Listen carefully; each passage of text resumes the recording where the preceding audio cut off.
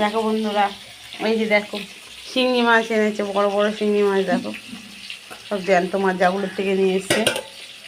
দেখো এই দেখো, কতগুলো দেখো তো, কই মাছ আছে এর মধ্যে, শিঙি মাছ আছে। তারপরে এই যে ভাজা বসিয়েছি শিঙি মাছগুলো, কি ফুটছে, তেলে দিয়েছি, কি ফুটছে দেখো।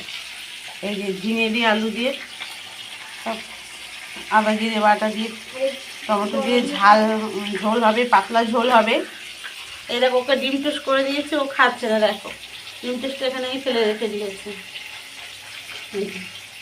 স্লাইস রুটি দিয়ে এই যে পাট শাকের বড়া হবে।